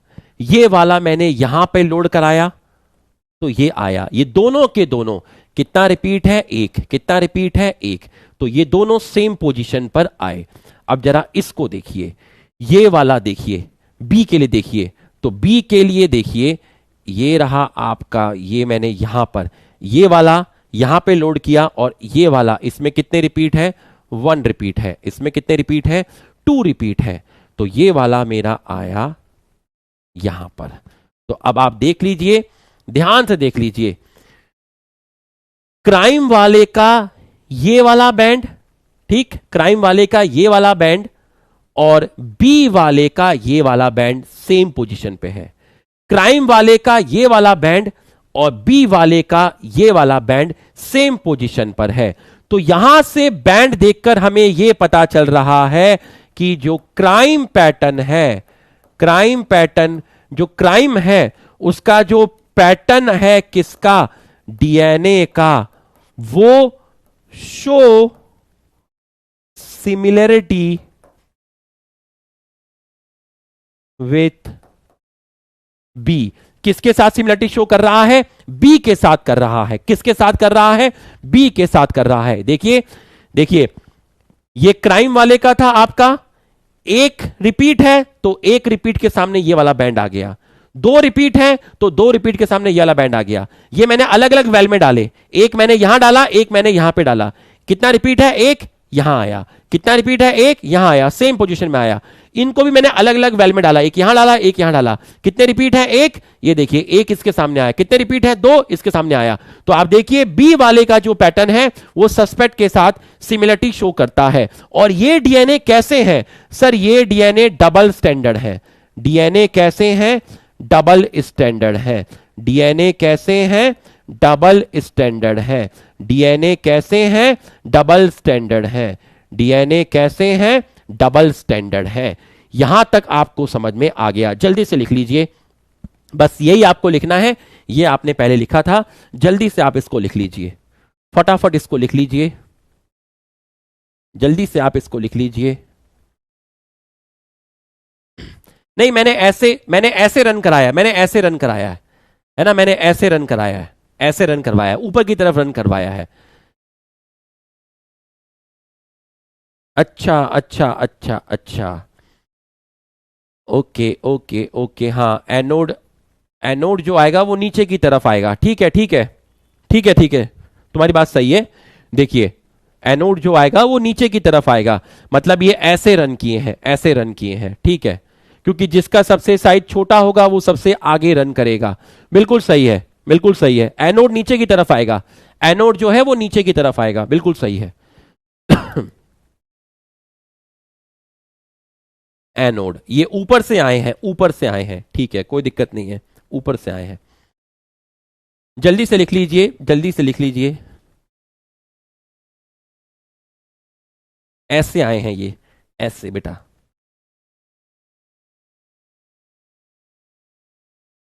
Done done done done done done.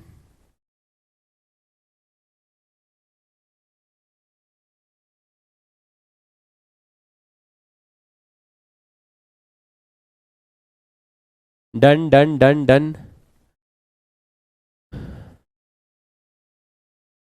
तू प्यार है किसी और का, मुझे चाहता कोई और है। तो ये आपका हो गया। अब हम इसको कॉपी कर लेते हैं।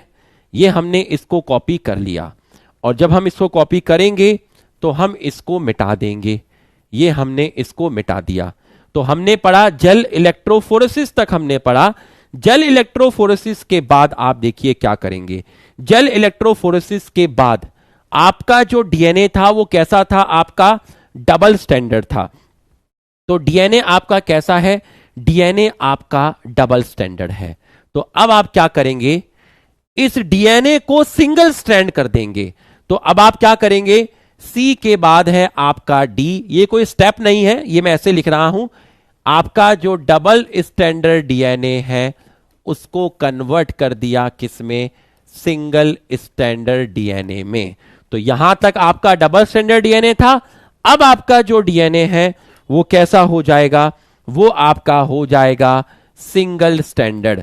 तो आप देखिए मैंने डीएनए को सिंगल स्टैंड कर दिया, मैंने डीएनए को कैसा कर दिया, सिंगल स्ट्रैंड कर दिया। तो डीएनए आपका सिंगल स्ट्रैंड हो गया।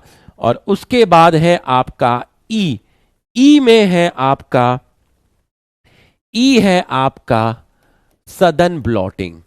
क्या है भैया, सडन ब्लॉटिंग। तो भैया सदन जो था, सदन जो थे वो साइंटिस्ट का नाम था। सदन किसका नाम था, साइंटिस्ट का नाम था। अभी बताऊंगा डीएनए को सिंगल स्ट्रैंड क्यों किया, अभी बताऊंगा, अपने आप पता चलेगा, ठीक है, अपने आप पता चलेगा। अरे केमिकल देके करते हैं, बेस एक एल्कलाइन बेस देके करते हैं, केमिकल देके उसको सिंगल स्ट्रैंड कर देते हैं, सिंगल स्ट्रैंड कर देते हैं। क्यों किया अभी आपको पता चल जाएगा। अब है नेक्स्ट सडन ब्लॉटिंग।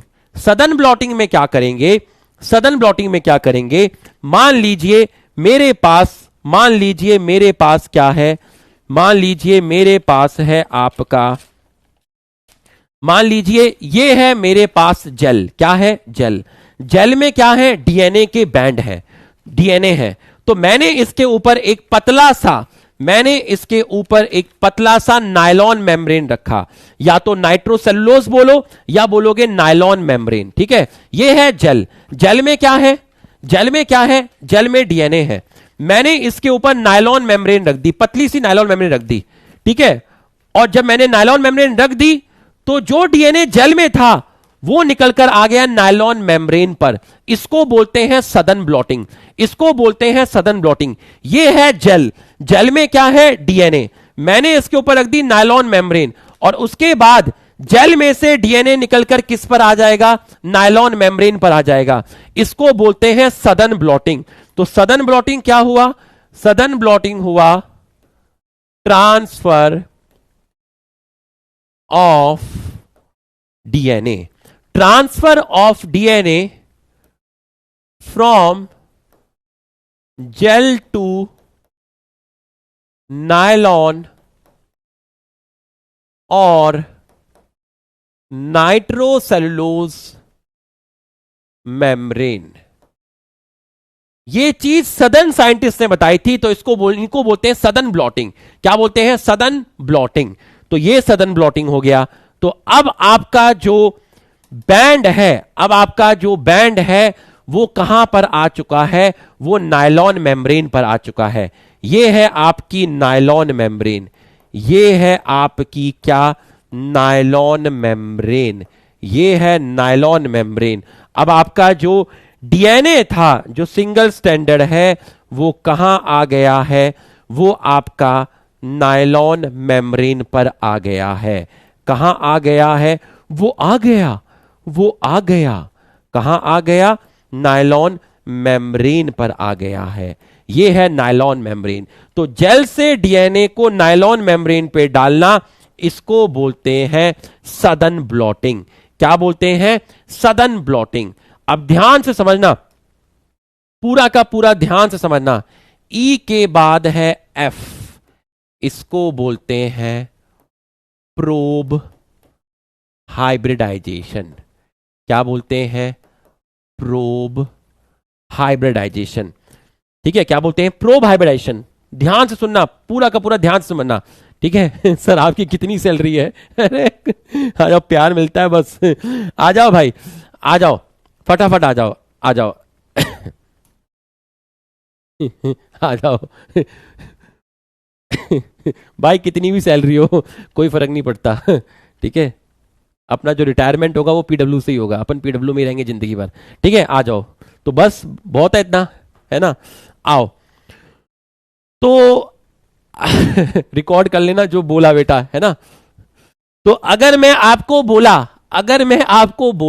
ठीक है, मैं आपको बोला प्रोब हाइब्रिडेशन समझना, ठीक है, प्रोब हाइब्रिडेशन समझना, प्रोब हाइब्रिडेशन क्या होता है, ठीक है, प्रोब हाइब्रिडेशन क्या होता है, ध्यान से समझना, ठीक है, पूरा का पूरा फोकस करना। अब प्रोब हाइब्रिडेशन में दो वर्ड है, एक है आपका प्रोब और दूसरा है आपका हाइब्रिडाइजेशन। क्या है? हाइब्रिडाइजेशन। ठीक, आ जाओ, खुश हो गए, खुश हो गए, आ जाओ भाई, आ जाओ, आ जाओ। प्रोब का मतलब क्या है यहां पर? प्रोब का मतलब है यहां पर हम एक डीएनए खुद बनाएंगे, खुद डीएनए की सिंथेसिस करेंगे, हम खुद यहां पर एक डीएनए बनाएंगे, ठीक है, डीएनए की सिंथेसिस करेंगे हम खुद, आर्टिफिशियली हम खुद सिंथेसिस करेंगे। और वो डीएनए होगा कैसा? वो डीएनए होगा सिंगल स्ट्रैंड, उसको बोलते हैं प्रोब। ये रहा, मैंने एक सिंगल स्ट्रैंड डीएनए बनाया, आर्टिफिशियली बनाया, और इस डीएनए पर लगा हुआ है एक रेडियो एक्टिव सब्सटेंस। क्या लगा हुआ है? Radio active substance, radio active substance.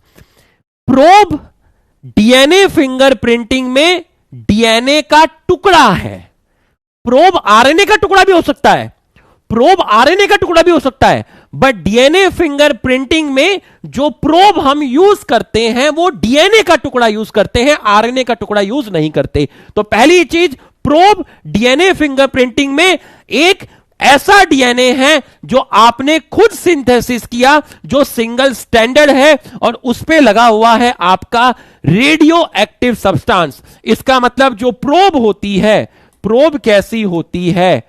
Radio labelled होती है।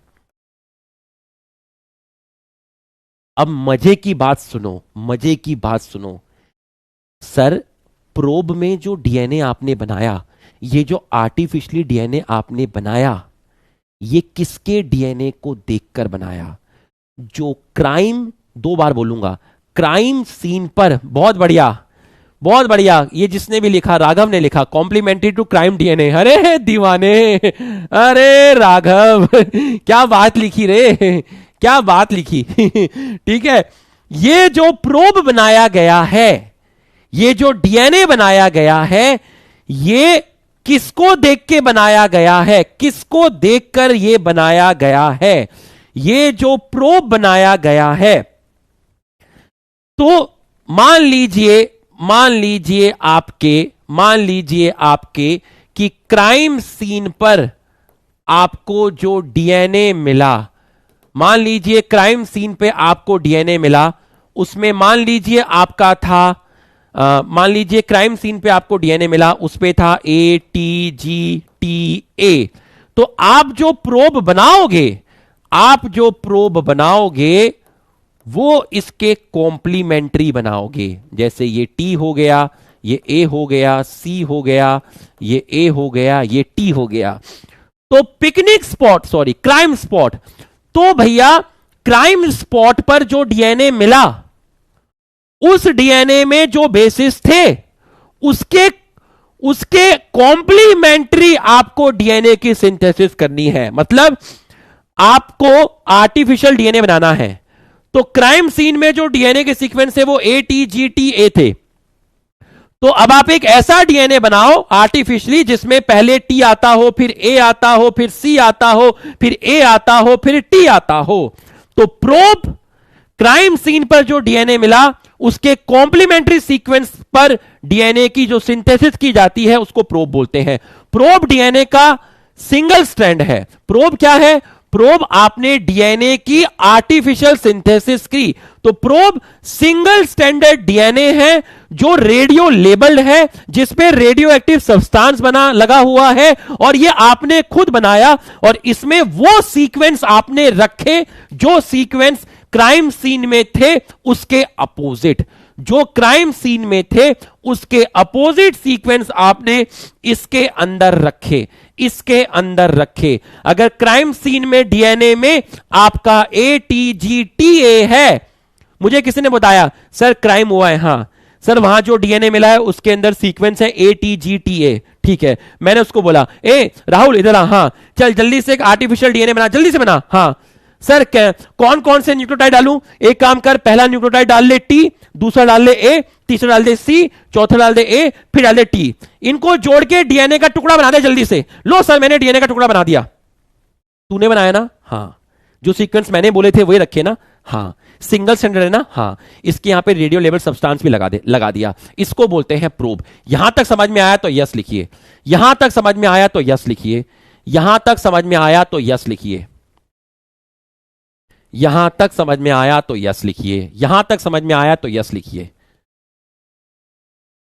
यहां तक समझ में आया तो यस लिखिए। अब बस इतना बता दो, बस मुझे इतना बता दो, मुझे बस आप इतना बता दो, मुझे बस आप इतना बता दो। ये A है, ये A है, ये B है, ये B है। बस मुझे इतना बता दो। अगर ये प्रोब, इस प्रोब को मैं लेकर आया इसके पास डीएनए के साथ, अगर ये प्रोब B के साथ कॉम्प्लीमेंट्री बेस पेयरिंग कर गई, अगर ये सेगमेंट, इसको मैंने इसके ऊपर छोड़ा, ठीक है, इसको मैंने इसके ऊपर छोड़ा, ठीक है, ये देखिए इसको मैंने, ये प्रोब है, इस प्रोब को मैंने इसके ऊपर छोड़ा, इसके ऊपर छोड़ा, तो अगर ये प्रोब B के साथ कॉम्प्लीमेंट्री बेस पेयरिंग कर गई, इसका मतलब क्या हुआ? इसका मतलब क्या हुआ? क्राइम सीन और B पर्सन का डीएनए सेम या डिफरेंट। अगर ये प्रोब इस B पर्सन के डीएनए के साथ कॉम्प्लीमेंट्री बेस पेयरिंग कर गई, तो इसका मतलब क्या हुआ? क्राइम सीन और B पर्सन का डीएनए सेम या डिफरेंट, सेम या डिफरेंट, सेम या डिफरेंट। लिख के बताओ, सेम या डिफरेंट। अरे लिख के बताओ रे, अरे वीकेंड खराब नहीं करना बाबा, लिख के बताओ बाबा, लिख के बताओ भाई। अरे बेटा इंतजार कर रहा है, पापा घुमा के लेके आएंगे है, तो पापा तो तभी घुमाएंगे ना जब यहां डीएनए फिंगरप्रिंटिंग समझा पाएंगे, नहीं तो वहां जाके कैसे बोलेंगे कि पापा डीएनए फिंगरप्रिंटिंग नहीं समझा पाए। तो भैया देखो भाई, ध्यान से देखना, फिर से देखना, 3 बार बोलूंगा, 3 बार बोलूंगा, ऐसा लगा जैसे सेम सेम। आ जाओ, 5:28 हो रहे, 5:30 तक बोलूंगा, बोलता ही रहूंगा, चाहे तुम्हें समझ में आ जाए फिर भी बोलूंगा। देखिए यही तो है एकदम टर्निंग पॉइंट, जो एकदम ज्ञान चक्षु उड़ा देता है बिल्कुल। अबे आपको क्राइम सीन पर जो डीएनए मिला था उसमें सीक्वेंस थे ATGTA। मैंने राहुल को बुलाया, मैंने राहुल को नहीं बुलाया, मैंने बुलाया, अरे क्या नाम है शिल्पा शेट्टी के हस्बैंड का, क्या नाम है, अरे क्या नाम है शिल्पा शेट्टी के हस्बैंड का, नाम ही भूल गए, क्या नाम है, अरे क्या नाम है भाई शिल्पा शेट्टी के हस्बैंड का नाम बताओ, पहले जल्दी बताओ क्या नाम है। राज, राज को बुलाया मैंने, राज को बुलाया, ठीक है। मैंने कहा हे राज, राज आ जाओ। मैंने राज को बुलाया, हे राज मैं तुम्हारे सारे राज जानता हूं, इसलिए तुम्हें मेरे लिए काम करना पड़ेगा। बोला क्या काम करना पड़ेगा? मैंने कहा एक डीएनए बना, उस डीएनए में क्या सीक्वेंस रखना? टी रखना, ए रखना, सी रखना, ए रखना और टी रखना। मतलब वो सीक्वेंस रखना जो किसके कॉम्प्लीमेंट्री हो, क्राइम सीन पर जो डीएनए मिला उसके कॉम्प्लीमेंट्री हो। तो उसने मेरे को ये डीएनए बना के दे दिया और इसमें सीक्वेंस है TACAT। ये है प्रोब, ये है सिंगल स्टैंडर्ड, ये है रेडियो लेबल। यहां पे लगा दिया रेडियो एक्टिव सब्सटेंस। क्या लगा दिया? Radio active substance. अब मैं इसको लेकर गया, अब देखिए ये प्रोब इसको देखकर बनाई गई है, इस वाले डीएनए को देखकर बनाई गई है। तो इसका मतलब ये प्रोब इसके कॉम्प्लीमेंट्री है, इसके कॉम्प्लीमेंट्री है। ये प्रोब अगर बी के डीएनए के साथ बाइंड हो गई, इसका मतलब बी और ए सेम है, इसका मतलब बी और ए सेम है, क्योंकि प्रोब इसके डीएनए को देख के बताई गई।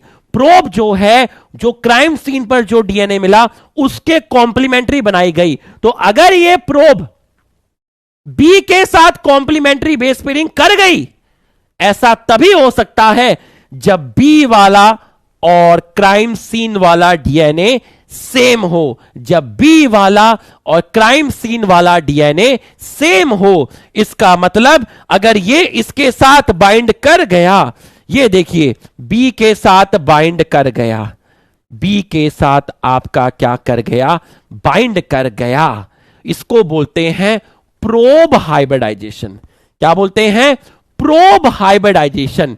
इसको बोलते हैं प्रोब हाइब्रिडाइजेशन। देखिए ये मैंने जो प्रोब बनाया इसमें वो सीक्वेंस रखे हैं, क्राइम सीन पे जो डीएनए मिला वो था ATGTA, तो मैंने यहां पर जो प्रोब बनाया उसमें सीक्वेंस रखे TACAT। तो भाई ये बी डीएनए के साथ कॉम्प्लीमेंट्री बेस पेयरिंग कर रही है। इसका मतलब यह हो गया कि बी डीएनए में सीक्वेंस क्या है? ATGTA। बी वाले डीएनए के सीक्वेंस क्या है? ATGTA। तभी तो ये इसके साथ कॉम्प्लीमेंट्री बेस पेयरिंग कर रही है। इसका मतलब बी वाले पैटर्न का डीएनए और क्राइम सीन पर जो डीएनए मिला उन दोनों का पैटर्न सेम है। इसका मतलब मर्डर जो है वो बी ने किया है। यहां तक समझ में आया? तो आप एक बार रफ्तार में यस सर लिख दीजिए, मुझे कॉन्फिडेंस आ जाएगा जल्दी से। अगर यहां तक समझ में आया तो आप एक बार रफ्तार में सब लोग यस सर लिख दीजिए, जल्दी से यस सर लिख दीजिए। आपकी रफ्तार से मुझे पता चलेगा कि आपको समझ आया या नहीं आया। यहां तक अगर आपको समझ में आ गया तो आप यस सर लिख दीजिए। आप सब पढ़ चुके हो और एप्लीकेशन ट्रांसक्रिप्शन, आपको दिक्कत नहीं होनी चाहिए। ठीक है, आपकी स्पीड बता रही है कि आपको समझ में आ गया है। आपकी स्पीड बता रखी है कि मैं इस स्टेप को बार बार रिपीट ना करूं, आपको समझ में आ गया है। अब मेरी बात को बताओ, डीएनए का तो कोई कलर होता ही नहीं है, आपको कैसे पता चलेगा कि कॉम्प्लीमेंट्री बेस पेयरिंग हुई है? आपको कैसे पता चलेगा कि कॉम्प्लीमेंट्री बेस पेयरिंग हुई है? आपको कैसे पता चलेगा कॉम्प्लीमेंट्री बेस पेयरिंग हुई है? तो उसको पता करने के लिए आखिरी स्टेप होता है आपका, इसके बाद आखिरी स्टेप होता है एफ के बाद जी। इसको बोलते हैं ऑटो रेडियोग्राफी। देखो मैं आपको उतना ही बता रहा हूं जितना नीट पॉइंट ऑफ व्यू से जरूरी है।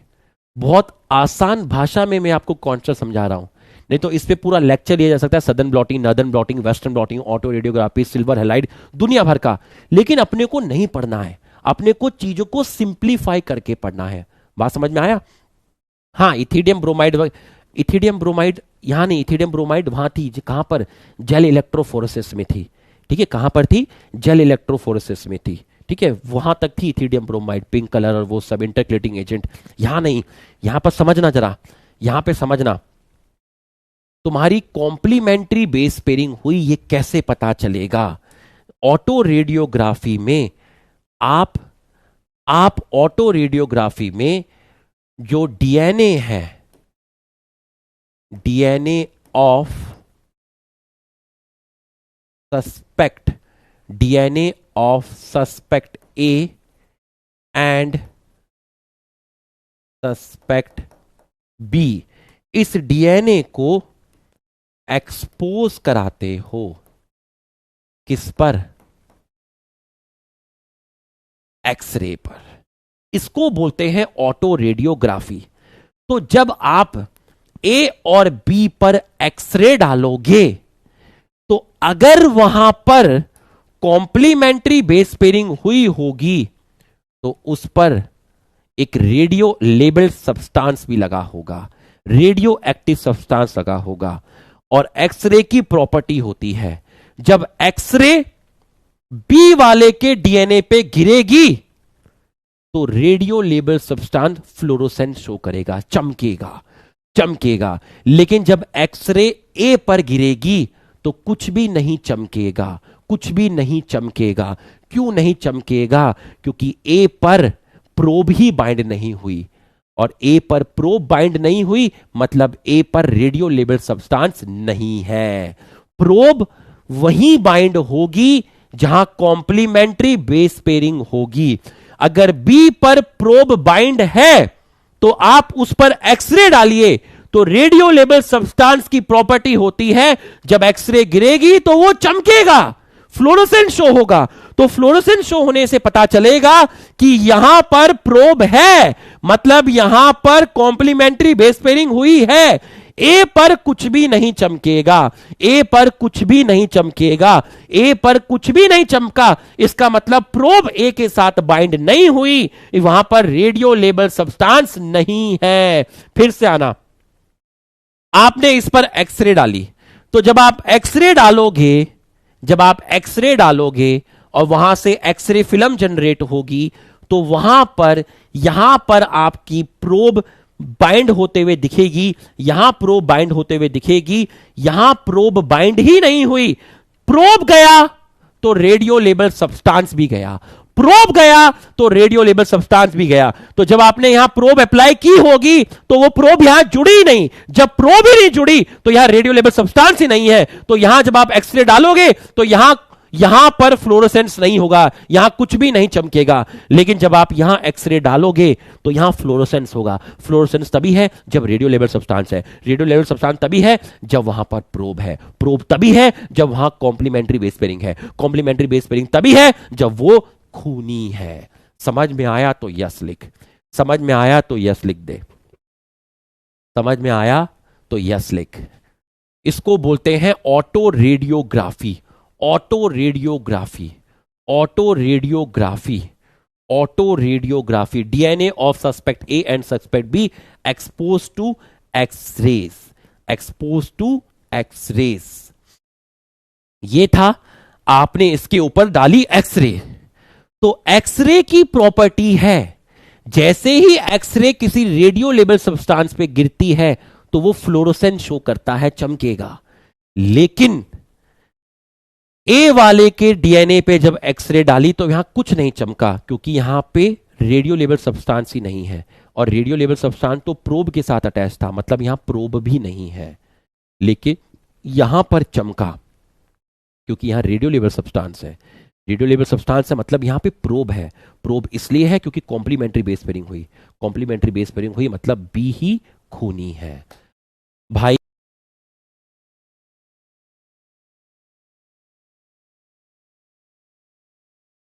ये था डीएनए फिंगरप्रिंटिंग।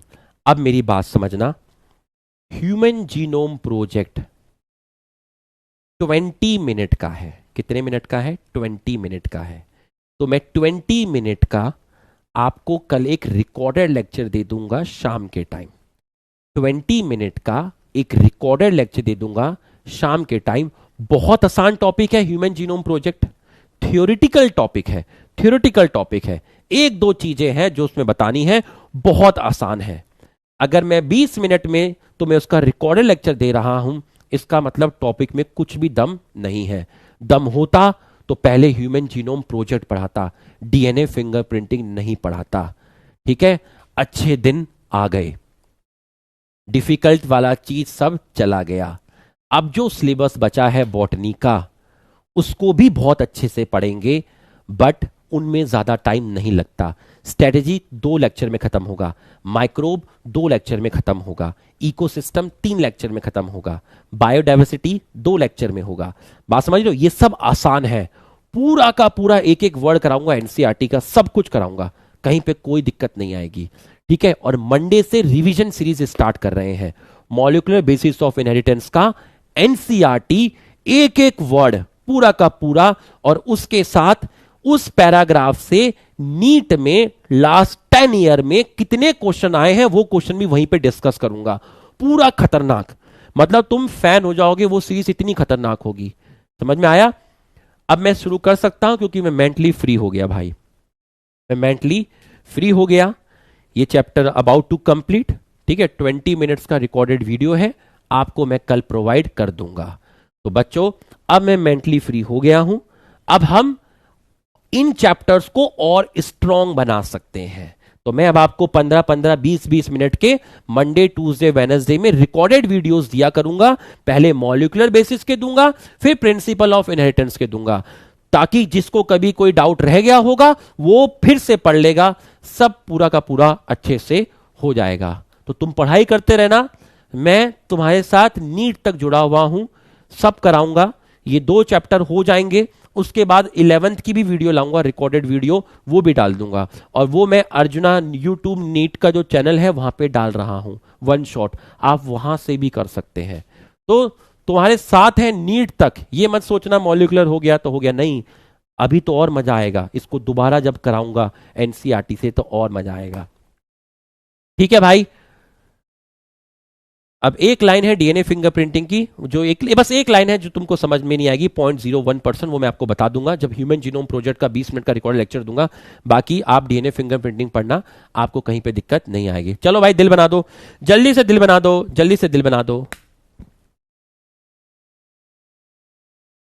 भाई। वीकेंड एंजॉय करना है, कमेंट कर देना लेक्चर कैसा लगा, कमेंट जरूर कर देना, मेरा वीकेंड खराब मत कर देना। चलो भाई दिल बना दो, जल्दी से जाने का समय हो गया है। मुझे तुमसे है कितने गिले, न जाने कितने दिन बाद मिले, बोलो इतने दिन क्या किया, क्या किया, क्या किया, क्या किया, तेरा नाम लिया, ओ तुझे याद किया, तेरा नाम लिया, तेरा नाम लिया, तुझे याद किया। चलो भाई गाना भी हो गया, गरीब की तरफ से गाना भी हो गया। थैंक यू भाई।